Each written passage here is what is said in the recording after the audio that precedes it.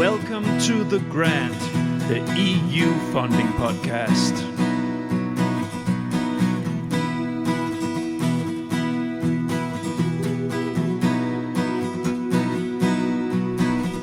The Grant. My name is Niels Tuller-Winter, and I am the creator, editor, and host of The Grant. The Grant is an independent, non-commercial podcast initiative with the ambition to dig into all corners of the EU R&D funding system on topics of interest for the full EU R&D funding community. The impact problem is a constant. Making sure that the projects that are being funded moves on into self-sustainable initiatives post-project is not as easy as it seems, or at least as simple as the EU Commission thought that it would be. Back in episode number 60, I had freelance science journalist Catherine Collins in the studio, where we talked about the EU Commission's initiatives to get project results out and working in the free, normal, non-funding world. Here we touched upon the initiative Horizon Results Booster, funded by the EU Commission itself.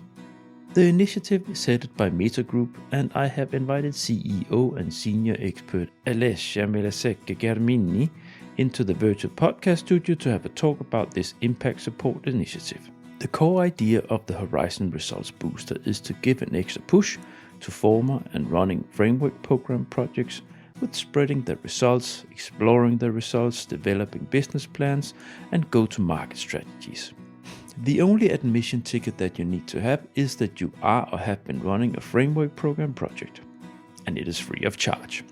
It became a long talk, so the episode is divided into two.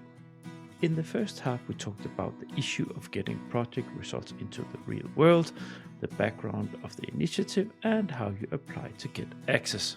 Further, Alessia shared how the support projects are organized, and we dug into the first chunk of the three different support mechanisms focusing on dissemination and exploitation strategy.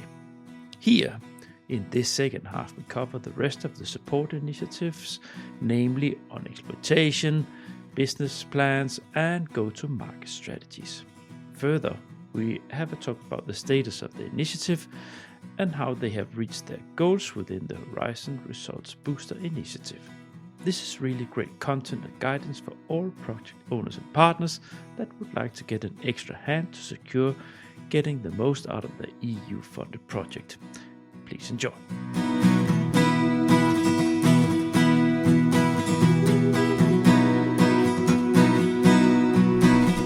The Grant. Because then it serves the purpose. The initiative that you have carried out. Now I want to slowly move into the next supportive tool, but I want to keep a hanger on the exploitation because that's connected to the next two, business plan development and go to market element, right? Yes. But maybe so if we just finish this one, so the exploitation part. You say there they part with the group. That's an individual service. How is that service? So you have a different service partner in the consortium, right? That supports with this of experts. Yes, actually, the dissemination services are provided by, as I said, Trust IT and Icons partner, and then the Service One Module C. So the exploitation services are provided by Meta Group, by P&O mainly. And then when it comes to the Service 2, Business Plan Development, we have Meta Group, P&O, and we have BDO. And for the go-to-market, we have again Meta Group and BDO and P&O. Mhm. So it's, shared. because they are related. But maybe we Exactly. start. So now let's just. I know that exploitation is part of number one that we just carefully went through. But let's sort of group. So can you share what happens in the exploitation part in Service One? In Service One, it happens that actually the service is structured in a way that's first introductory call with the experts, service delivery plan. This is common to all the services. And then actually what happens is that the beneficiaries are invited to use some tools which are introduced by the experts to them and to make some internal brainstorming on specific topics. The first idea is to try to identify key exploitable results, which is not just exploitable results or results, it's key exploitable results. So the ones which for any reason have more chances to be uptaken or to be transferred to the community. And then among those ones, once clarify the role of each partner and the contribution and the willingness to bring them forward, 3 of them are picked and the work is done with the experts around 3 key exploitable results.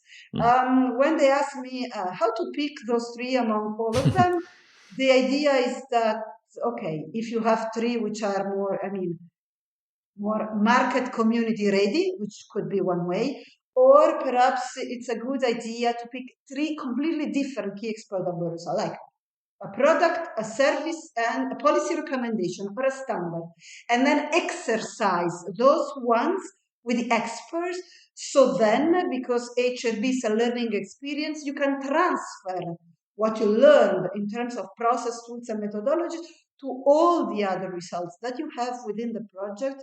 But if you analyze and work on a product, then you can transfer the same methodologies. On a service, same methodology, policy, standard, piece of knowledge, and so on. So the idea is to concentrate the work on 3 different key exploitable results, which are picked by the beneficiaries. And then there is a preliminary, what is called a preliminary report, which is already giving a first set of comments on the state of art of those 3 results to the beneficiaries. This preliminary report is the starting point of the workshop, 1-day workshop or 2.5 days or 3 sessions, depending on the results, which is organized with the experts working directly, analyzing the different key exploitable results, characterizing them, identifying an exploitation roadmap per each key exploitable result, and assessing the risks which could affect the path. And then there could be some more homework on both sides, things which need still to be clarified, clear, new information to be provided. And then there is a final report which is provided, including all the nice work done with the experts, the recommendation, all the comments, the state of art, plus further information. Usually what is included in the final report is used by project to feed their deliverables, and it's transferred to the other key exploitable results they have in the project. The final report is the only document which is as well shared with the POs of the commission. So the POs in charge of course, working with a specific project. All the other documents, all the other work stays among the beneficiaries and the experts within the HRB workspace. Okay, this here the questions, they don't fall down on the head on me here, because this makes much more sense, sort of from a layman's point of view. I'm not layman, I've been working with this for many years, but it makes sense, and it seems that, and it also must be much more easy to explain to the applicant how this part of the service works. And so the thing is, and the reason why it's good that you have this, it's of course the exploitation plan.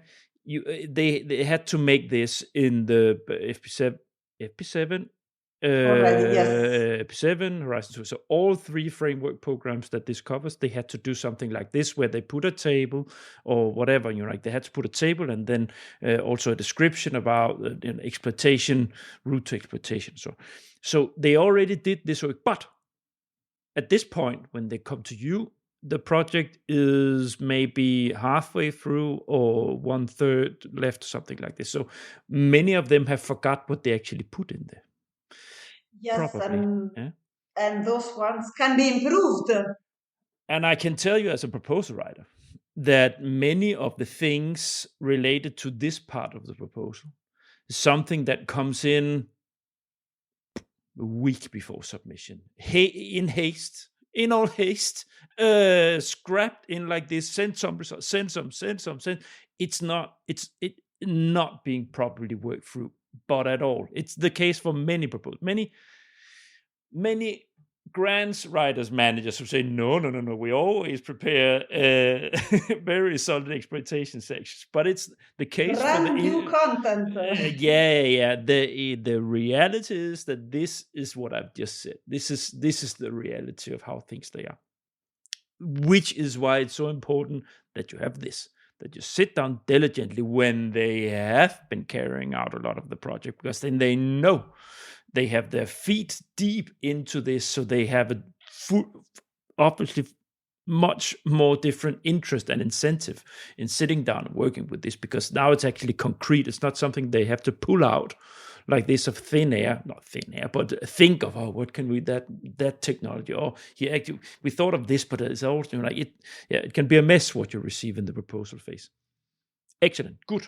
Did I have any questions? Yeah, when they have to pick when they have to pick the key exploitation.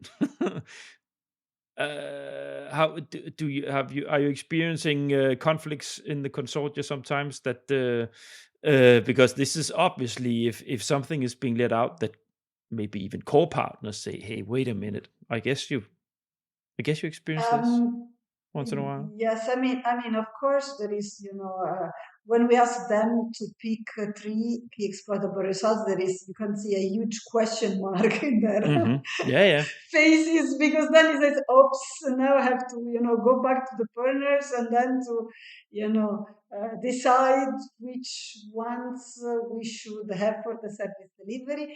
And then it starts an internal negotiation. I mean, Cool. usually what happens is that, of course, that they find an agreement.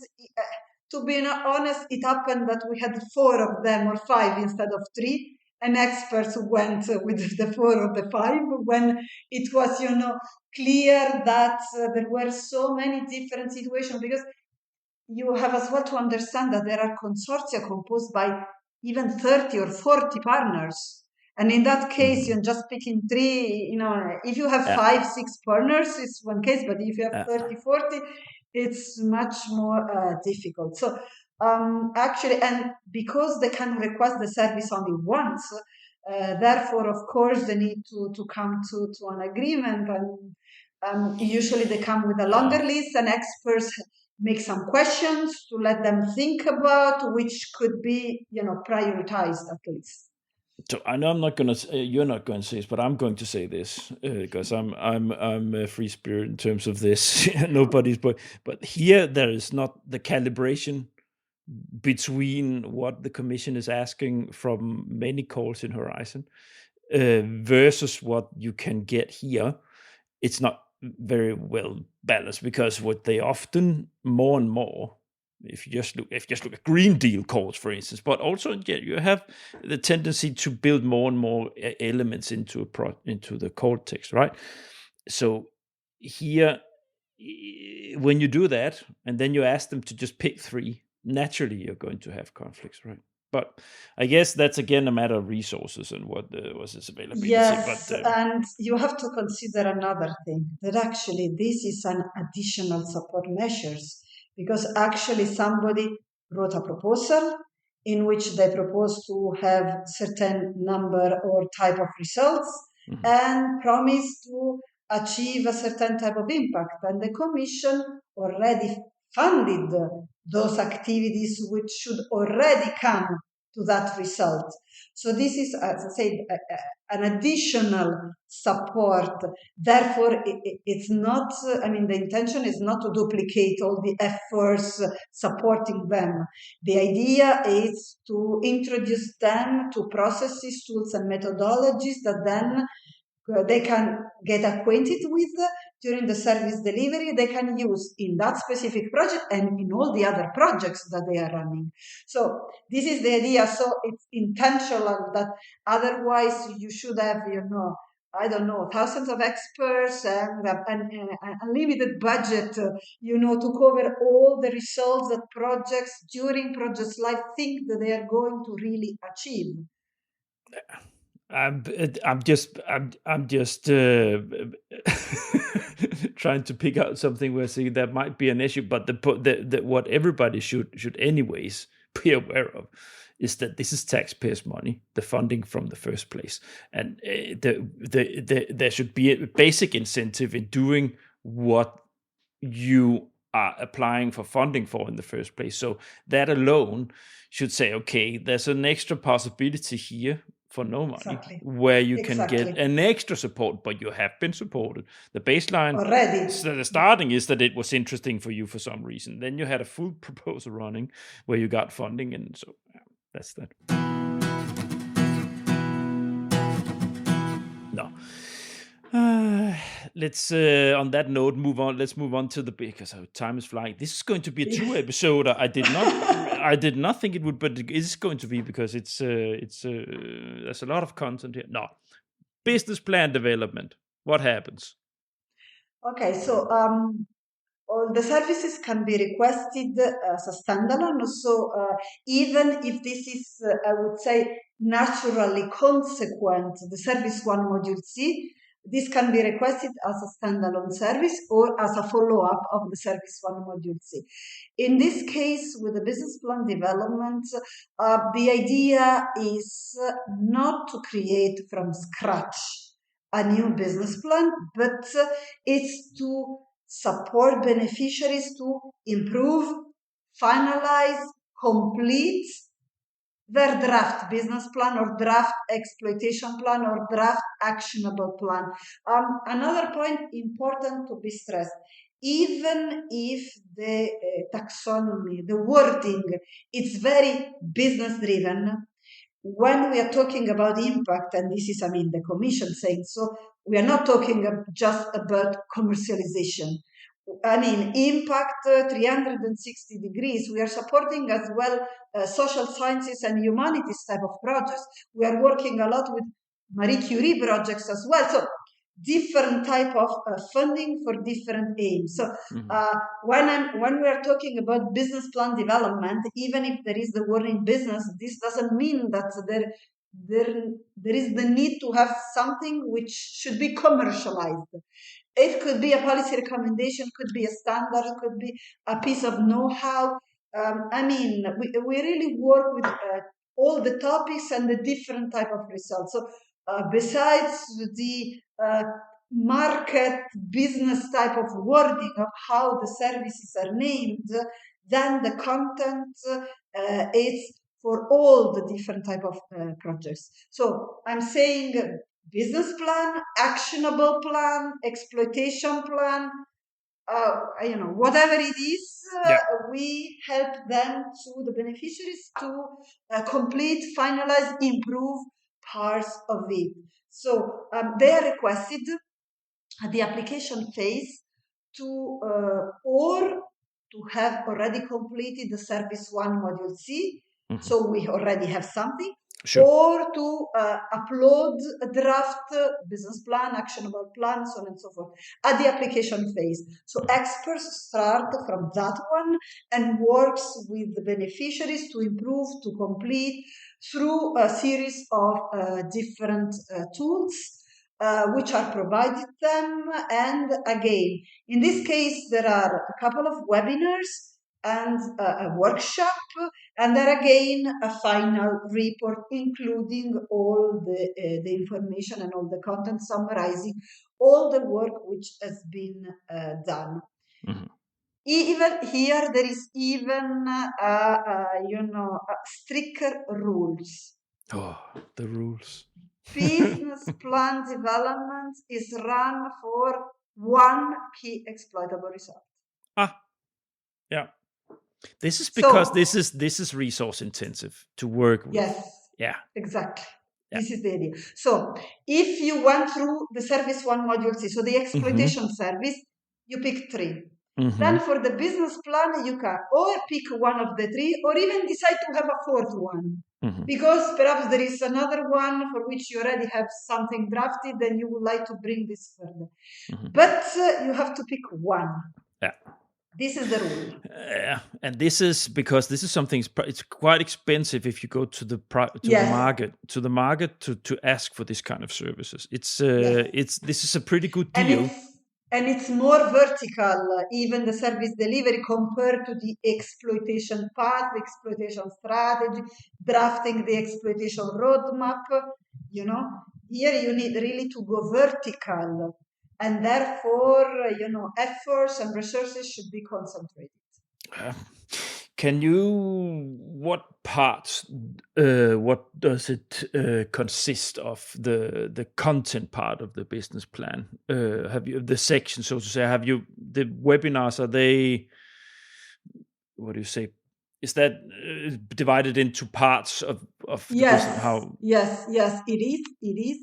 And actually, so you have the introductory call, Mhm. as usual, Sure. then the service plan agreed. Then there is a first webinar.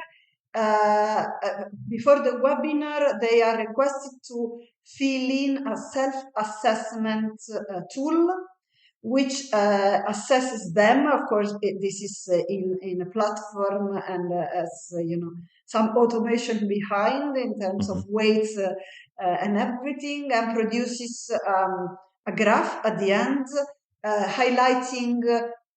I mean, which are the topics which needs to be tackled more in detail: the Mhm. financials, the team, the I don't know, the partners, the early adopters, so on and so forth. So this is the first tool. Then there is a webinar working on the lean canvas with the beneficiaries. So it's the lean canvas is used to work on the key exploitable results. Uh-huh. Then two other tools are proposed. One is the Javelin board. Another other one is the unique value proposition canvas.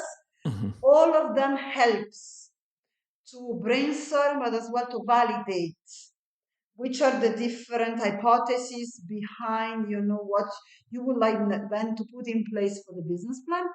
Then there is a workshop, so working together the experts with the beneficiaries. There is another webinar, analyzing all the work which has been done and putting together all the different elements, and the final report, as usual. So the webinars, is everything customized to the individual Yes, applicant? Okay, that's nice service. yes, That's it is. nice. Uh, The average duration of the service one module C and the BPD is 3-4 months. But as I said, it could happen in 1 month if the project is really reactive, or it could be even 6 months, depending on the case. And I mean, of course, there is an effort as well on the project side. mhm. Hours that they dedicate for the service delivery can be reported in their timesheets for the project. So hours, the work is recognized by the commission, Mhm. their work, and but of course they need to dedicate time to that. Actually, there is again, take it as it is. We try to make an average estimation on the time commitment on the beneficiary side. So even considering the previous services that I was mentioning, I can tell you that usually it's one equivalent working day throughout the service delivery for the service one module A, so the very first service I presented, the dissemination one. Mhm. For the service one module B, it could be 3, 4, 5 days throughout the service delivery on the beneficiary side, spread, of course. Mhm. It depends much on the type of capacity building packages that they pick, Mhm. of course, because there Yeah. are ones which are more time consuming and others which are Mhm. quicker. And then for what concerns service one module C, so the exploitation of the service two, the business plan development, it could go from 4 to 10 equivalent working days of commitment on the beneficiary side throughout the 3-4 months that I was mentioning. Mhm. So there is some time that they need to think that they have to devote to that, clearly. Yeah. Uh, so it's obviously here. Well, it's good to carve out the resources expected to carry into it. But I just thought about, so for this part of it, the business plan development. You wouldn't have a full consortium in there. You will only have the partners that has obviously. Usually, yes. How Usually, this many is the case. partners typically? One or two? Or? 1, 2. But I have to say that there are cases in which, of course, there is a partner or 2, 3 partners which have a main interest in one key exploitable results, which are having a leading role. But then other partners are attending the workshops and the webinars to learn about the tools and the methodologies, even if it's not their key exploitable result, because any case they get all the materials, any case, so they can put the material in use for their results, even if not directly supported by the experts. The point here is actually it's a very good one, because this is a learning process. It's a matter of teaching beneficiaries throughout Europe, that because they're probably not, many of them, it will not be the last time that they've been involved in a project. Not. So to teach them and to guide them a little bit, and to lift them up, so next time they actually know how to carry it out, and the proposal they will be writing will be much better, because they have so many tools at hand suddenly. Yes. I don't have more questions in the relation to the business plan development. It sounds solid. And for the listeners that have not tried these things before, the canvas exercises, I don't know how you do it, but the way I would normally have been doing it where I've been, with P&O, we did it. You simply have a piece of paper either on the table or on a blackboard, whatever, and you have different squares on that with different terms or value chains, or say steps towards market, and then you start to brainstorm around that and say, so what do we have in? What resources do we need? What capacities do we actually have? What partners do we need to do that? If we want to go there, what do we need? What kind of So it's what finances do we need? So what the costs and so on and so forth. So you sort of brainstorm yourself around what you need to do to earn money on this.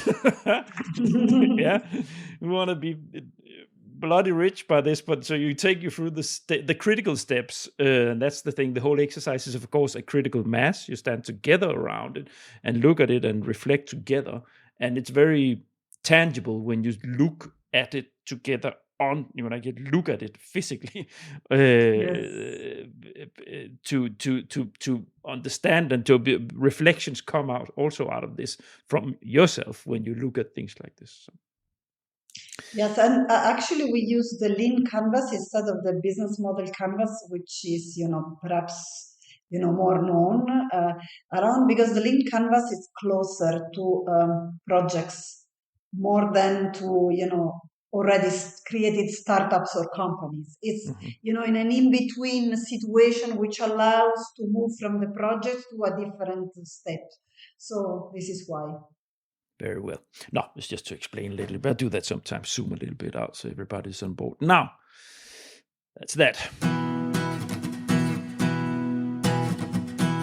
Now, the last service part, go to market.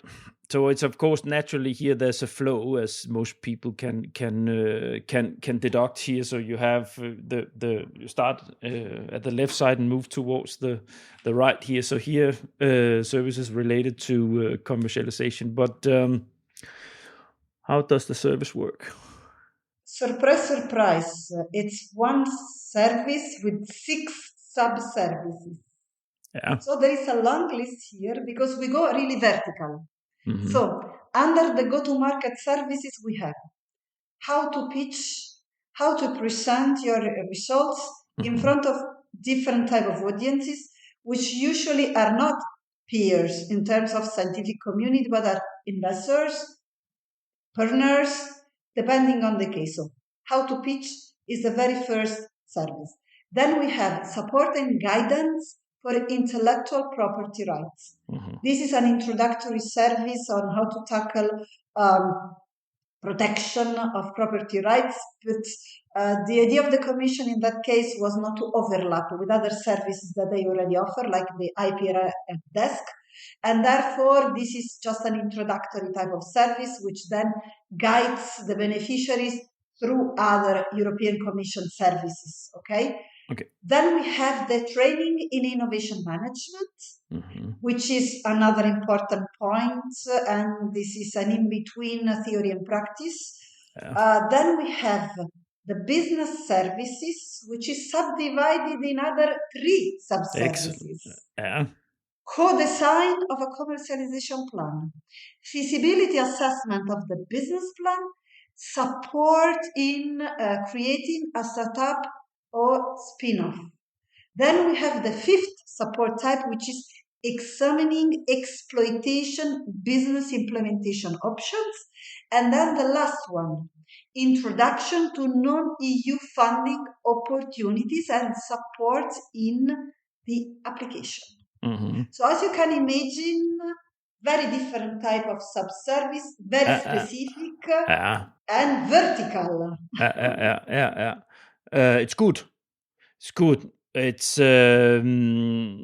what? So, is it the same condition? One key. It's okay. Conditions for the go-to-market. One key exploitable result. Yes. Individual project. And there is unfortunately another condition that I have to highlight here. Sure. Is that in that case, projects cannot request all the 6 support types, but they need to pick, of course, they can pick just one if their interest is in one of them. Therefore, the maximum, they can combine 4 of them together. So at the application phase... That's still a lot. I know. At the application phase, we suggest how it could make sense to group them. Usually, you have the exploitation options, and then you have the co-design of the commercialization plan, or you have the auto-pitch, the training in innovation, the IPR and the exploitation option, or you have the feasibility assessment as a standalone. Usually, the standalone one, it's the non-EU funding service, because usually this service really requests a lot of time commitment from the expert side. So projects would like to take benefit of the most of the commitment and effort that the experts can provide, not dividing, the time that they can devote to them in multiple pieces. But actually, we allow to group them to a maximum of 4 out of 6. And for the business services, of course, they have to pick one of the 3 that I was mentioning. It cannot be the 3 of them. So if they pick business services, they need to pick one of the 3 further sub-services. But if you think about the fact that as a project, if you know about HRB soon enough, you can request the exploitation service in the first 6 months. Then perhaps, in the next 6 months, you would like to deepen more with the service 2. And then at later stages, you can request or one of the or more of the go-to-market.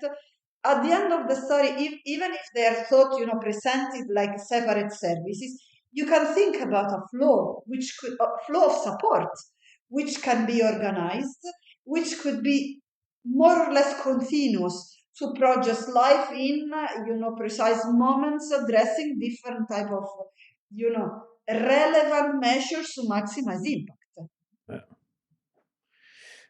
Which is a very good point, because then it becomes a support as you go instead of in the end. Now, are there any? Because you have many sub bullets there, so maybe it's a lot to go through each and single one of them. But I think here we are talking hardcore approach to how to go to the market. It's about serving yourself to outsiders. So obviously, pitch, like venture capital, banks, wherever you want to go to find financing for moving on. You get the opportunity to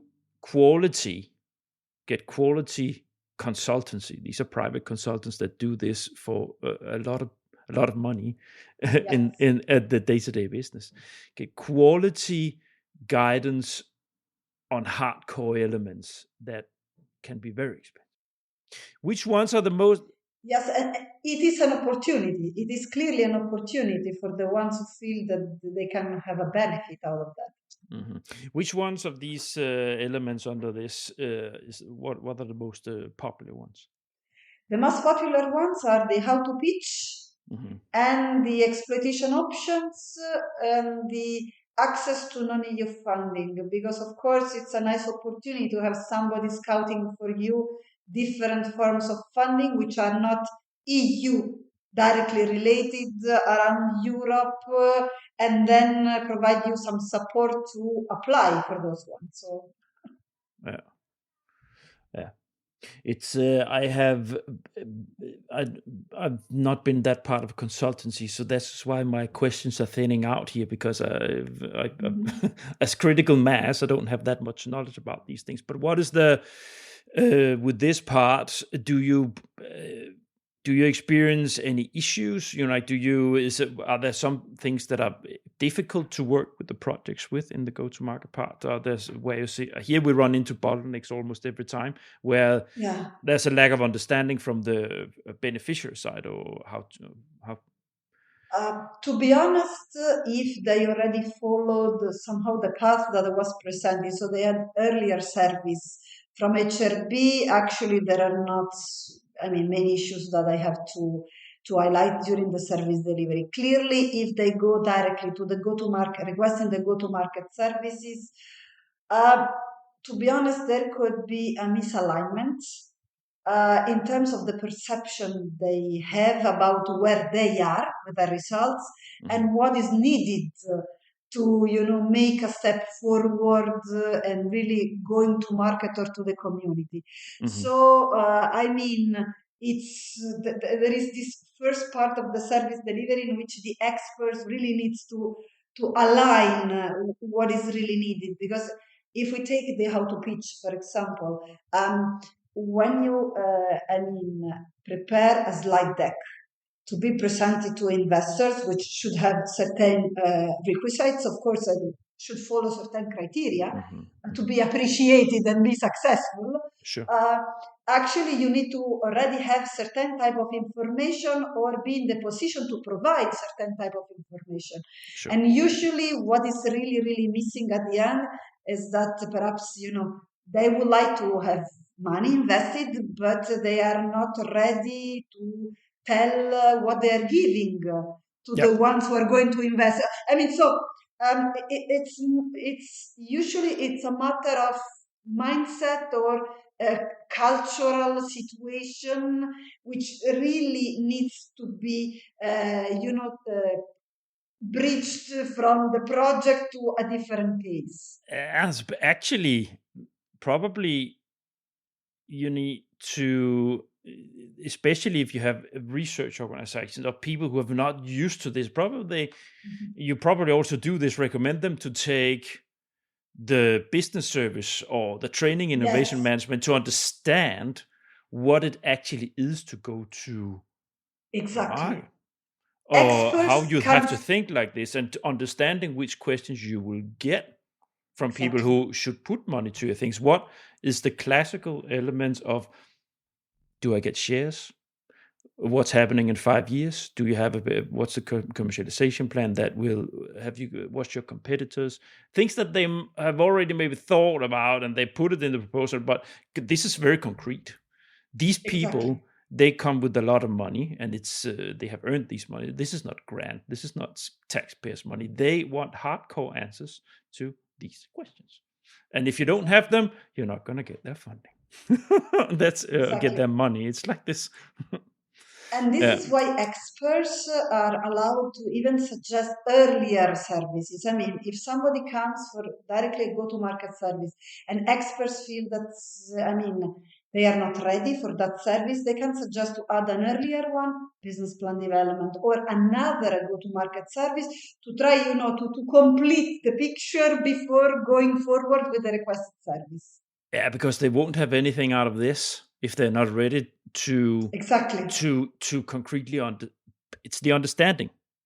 Exactly. It's the understanding of it, and being Yes. able to step into that, and with a market mind, so to say, a business mind. Yes. Yeah. Just, do I have more question in relation to this? Well, it's very detailed. It's impressive how you dress them up. It's understandable that you can only choose not all of them, because they're very, very substantial. It's well done. Just for all listeners, of course, on the episode page on my website, there will be links to the site. There will be a link to Alessia's LinkedIn profile, and if there are any other things that I will think of that is relevant, then it will be put also on the site at the bottom of the episode. Now, Alessia, I have put, I think that's, thanks for the presentation of the tools. Excellent. Thank you for this. And we talked about the application process, so that's done. I put here as a last element before we move into the toughest challenge as the sort of exit, the impact, so the results that you have, the status of your initiative itself. How it doesn't have to be long, but I'm just curious. Does it run as expected? Because this is so important for the commission. The motivation for this episode in the first place. It's so important for them that to do something about this. That episode number 60 with Catherine, that was motivated by the fact that the commission has started to doing hackathons. Yes. Yeah, it's another initiative to and this is should seen in the same context, that this is something that the commission really, really wants to succeed. So how is it running? How does it run as expected? How do you I guess you put some measures for the commission when you wrote the tender on how many you would expect to come through, but how is it going? It is going well, but it was difficult at the very beginning to start. Yeah. Just for you to have an overall picture. Currently, we have 1,500 services requested, out of which almost 800 have been completed. We have almost 8,500 organizations around involved throughout the projects, and as I said, we have almost 250 experts on board, so actively involved in the service delivery. But numbers increased in the last couple of years. The first year was difficult. I mean, even if we were already running the previous initiatives of the commission, to convince researchers to start something which is outside the project's life, which is just dealing with the impact part, it's not so easy. And the pandemic didn't help. Sure. Because actually, the previous initiatives, we had the possibility to go directly to conferences, to events, and to talk directly to people. And this is what they need. They need to meet you, to fully understand what is provided, how it is provided, which are the implications, which is the time commitment, and everything.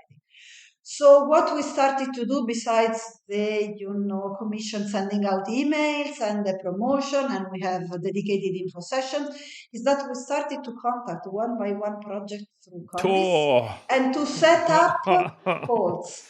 We had hundreds of calls. Of course you did. This is no, but I understand, because it was in the back of my head. How did you marketing this initiative?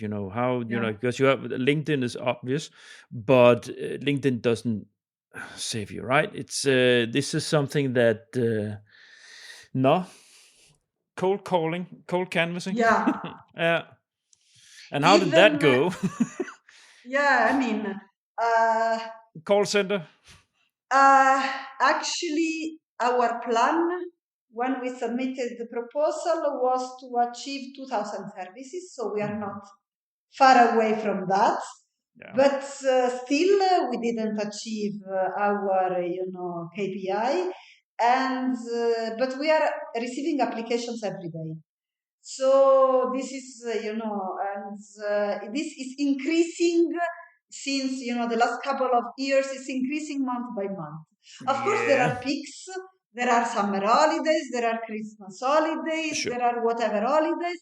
There are, of course, deadlines for submission of new proposals, which are involving people which are already involved in currently ongoing projects. So, I mean, there is a whole package of elements.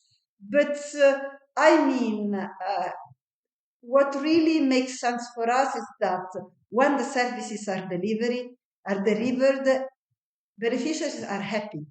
They can really see the added value. We have anonymous online questionnaires after the service delivery, and then we interview them after a few months. And actually, it is foreseen in 2024 to go back to the majority of them, to the first ones who received the service, to see throughout the months and the years what happened then. Because, of course, we intervene in specific moments of the project's life. And, okay, they can tell you, okay, we learned, we are now putting in practice, and then after a few months, we interview them and we say, yes, we put in practice, we got this, we managed to do that. But then even 1-2 years later, it's even more interesting to know what really happened. So we got feedbacks that, of course, there were term sheets signed, that there were new partnerships, new companies, new products, yes. But we really would like to see not what happened after 2-3 months, but what happened, after years, what happens then. Yeah. And this is something that we are, it's ongoing, of course, and it is planned to happen in 2024 to go back to the very first ones once again and to check what happened. Okay, so that's part of the. So this is what you have been writing into the tender. Had that you had to. Yes. Okay, that's a big work. But it is. It is. But of course, it's in line with why the commission has allocated the money for this. They want to understand the mechanisms behind this. They want to understand which tools work. They want to see. Now we put a lot of effort into. They probably put a lot of effort into developing the tender. And not only, they are now starting to work on the next multi-annual framework program, and they're taking into account as well what is happening under the HRB and the results and everything to, write the new policies, the new actions, the new initiatives. Yeah. It's important. It's important for the commission here, so that's no, but that's good because it's the. I think the positive cycle will, it's unavoidable. The more you help, the more they will, when they go into new, they talk to others that have been in other projects or are already in. A positive circle comes out from this. So this is shared both mouth to mouth, but also directly and so on. So you will get more and more. Did you have to adjust anything along the way? You said you had to, but you just mentioned then you had to start calling. Is there anything else where you saw? Yes, as well in the service delivery. One example that I can easily make, it's connected to one of the go-to-market services, the training and innovation management. As it was thought at the very beginning, because this was, what was requested at the tender level, it was supposed to be a pure training. But then we recognized that pure training in innovation management to researchers mainly coming from universities, research centers, so on and so forth, was not really, adding value to them. So we changed a bit how the service was delivered, more in terms of really more a consultancy type of, it's an in-between theory and practice with more practical examples and so on and so forth. And we saw that the feedbacks that we got were improving, in terms of marks that we got at the end. So our beneficiaries were happier and recognized and added value to that service, which at the beginning started not so well, to be honest. How it was structured was a bit too much, university style or training, pure training style.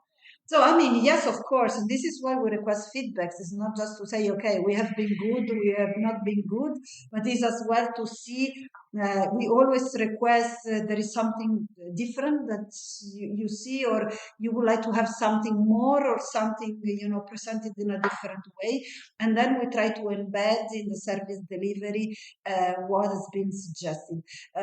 Every 6 months, I have a meeting with all the experts and we update the materials, we update the guidelines, we share the experiences among the experts who are delivering the service, as well to improve. I mean, nothing is perfect and things are changing. So we need to be, adaptable in that sense as well. It's like a project. Exactly. It's like this. And what? So, and I guess you're also in continuously connection with the commission. Yes, of course, daily connection. Excellent. As if you don't have anything. This is a big activity, yeah? As if you don't have anything else to do. Did you put it in the tender? Did they put a connection with us?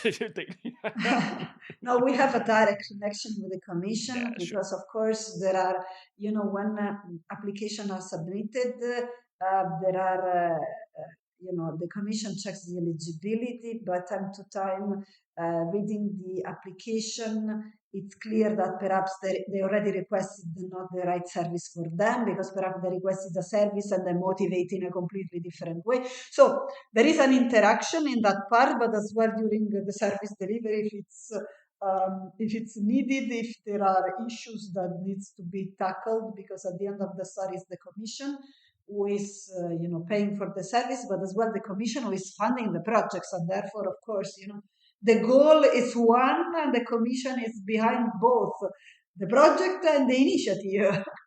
Yeah. But so it's good. It's good for you, Alessia. You get a very close connection with the commission, but you're already there with the expert group and everything. But still, it doesn't hurt one's career, so to say, to be on good foot with the commission. Good. It's on purpose that I didn't push this episode to be short, because as I could see that you need, this is part of this initiative's discourses that I like people to be able to fold things out in the detail that it needs to be folded out into, and then I cut things in half if need be too. So that's fine. But we will need to stop now. But we also at the end.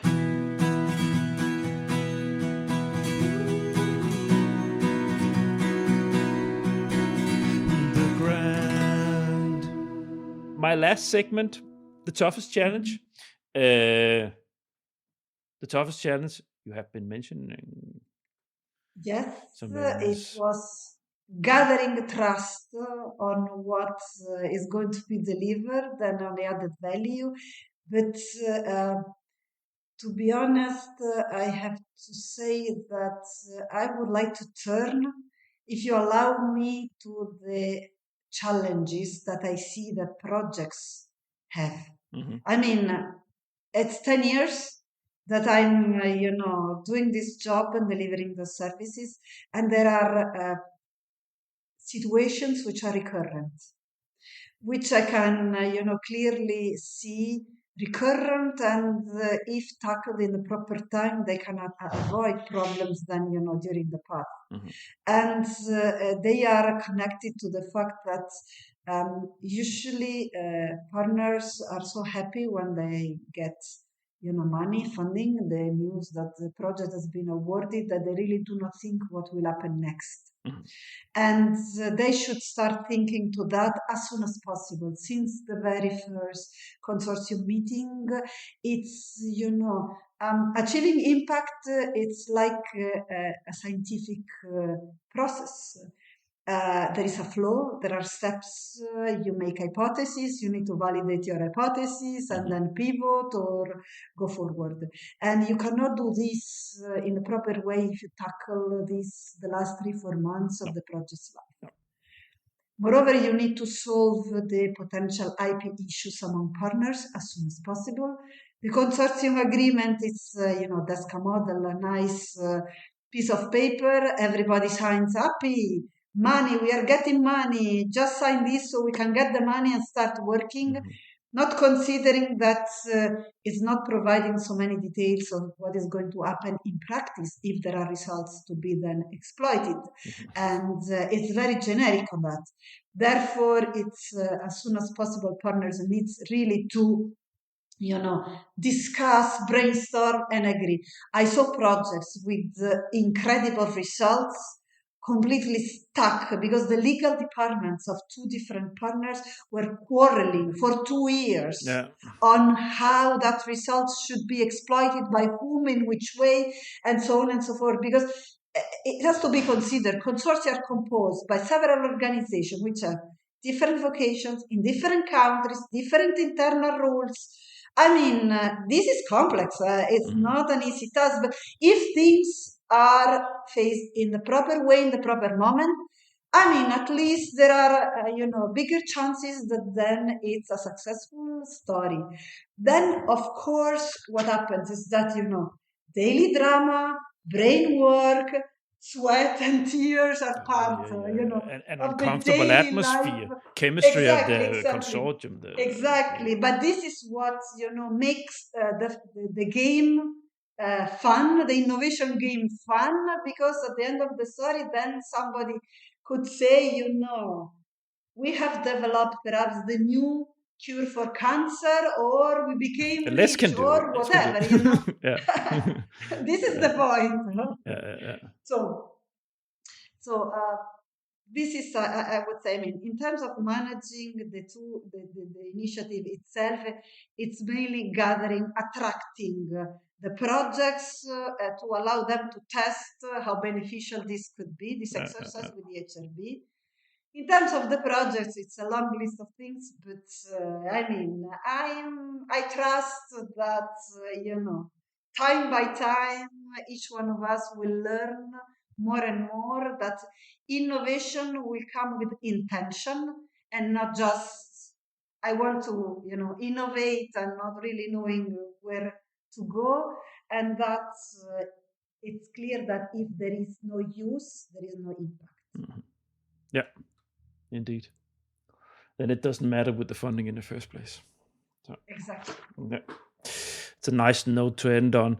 Now, thanks. I'm just going to land the plane of this episode before we say goodbye to the listeners. So, dear listeners, thank you so much for listening to the end. Now, this has been a nice episode. There's so much quality in this for you that are running projects or are finished running projects, or for the ones that are applying, that of this, because it's going to help you so much. So it's as mentioned, you'll get the links. Now, everybody, don't hesitate for a second to go to my website. I've been putting a lot of effort lately into making it much more accessible, so to say, nice. I have made page episodes for each and single one of my episodes with links to resources and the LinkedIn profiles of my guests and so on and so forth. It's very, very nice, I think myself.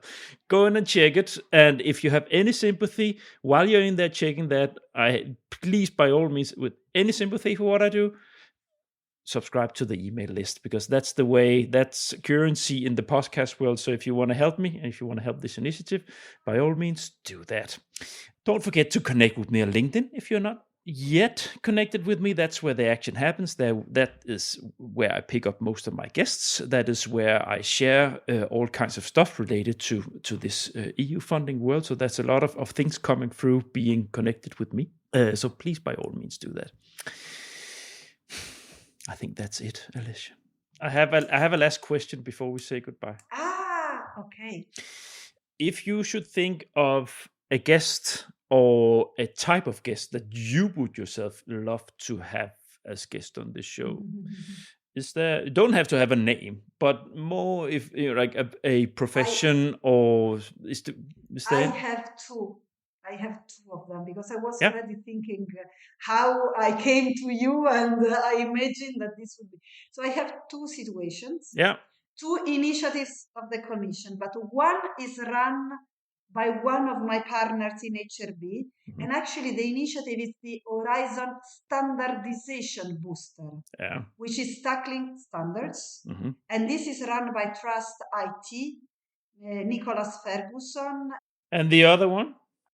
And the other one is, this is more difficult because this is the Horizon Results Platform, which is run by the Commission directly.